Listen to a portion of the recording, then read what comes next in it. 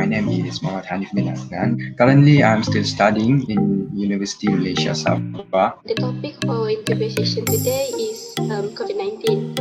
So my name is Jikilim. Basically, in this session, I will ask you 10 basic questions and 10 questions regarding the issue of COVID-19. Can you introduce yourself first? I mean, like your name, your age, and also where you come from. My name is Adnan.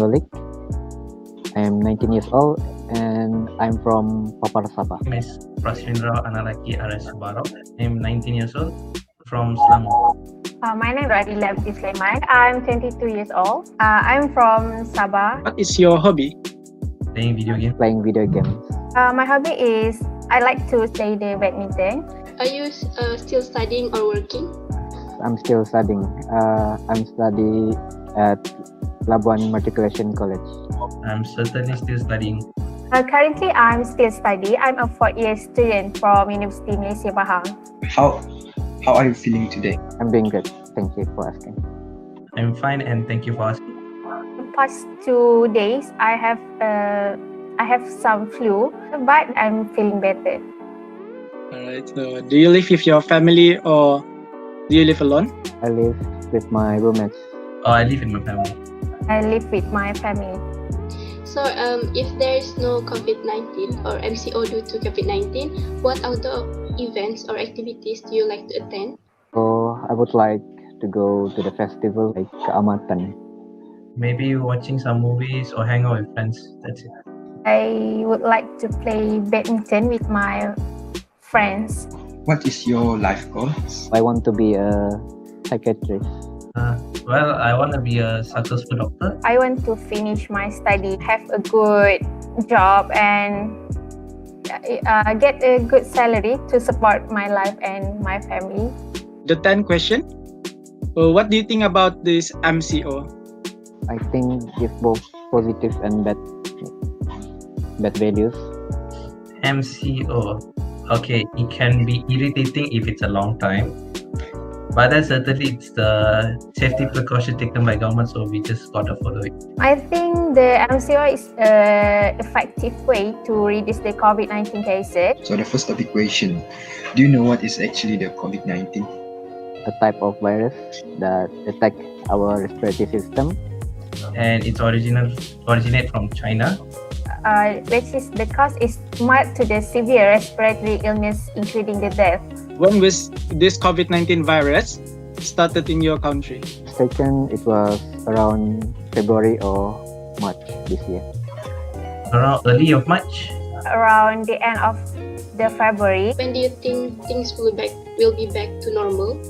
Don't think that we can have our normal life back.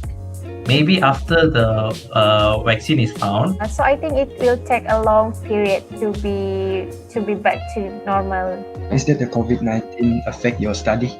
We can only conduct the lab class through online session. So sometimes during online, it can be hard because we need strong internet connection, which is not possible every single time. If I was in the lab, I can gain new experience to handling a lot of things. How this COVID-19 virus affect the relationship within the family or one's communication? Some of the students and people that work far from home do not be able to meet their family members. I'm not allowed to go back to my home, so I'm unable to meet my parents, my family, or even my friends. Example me, I can go to visit my family that live in Labuan. Do you think that MCO is effective to prevent the infection of this virus? Yes, obviously, because it prevents us to meet each other face to face. The infection possibility will be reduced. Due to MCO, we are not involving any outdoor activities, so we can stop the chain of spreading of COVID-19. So yeah, it's an effective way. There is no cases of COVID-19 for 2 weeks in our district or area. So should we consider that we are safe already? I don't think so. So I believe we still need to practice all of the SOP that were given by the Ministry of Health. So you got always have your guard up and follow all the SOPs at all times, even though if it's green zone for very long time or even just 2 weeks. You just got to be safe. We should not feel safe yet because the second wave of infection can occur where suddenly the number of cases can be rising rapidly again after the few weeks. All right. Why do you think that it is hard for certain individual to follow the standard operation procedures? I think some people think this SOP is a hassle. For some people, maybe they are just arrogant, just want to live life the way they want. Some people, it's because they don't have the facility. Like for example, some poor people, anything, they can't afford to be buying masks. They think that the disease is a common disease, just like the normal flu. So do you think it is enough to only wear face masks and practice social distancing to prevent infection of COVID-19? I think we also need to always keep a good hygiene so we can prevent COVID-19 to spread. Of course, you got to take care of hygiene, as you know. So you got to wash your hands all the time before you eat or anything. Always sanitize your hand, kill all the bacteria off of your hands and everything. So yeah, it's not really enough. For now, I think it is enough to prevent the COVID-19. This is the last question.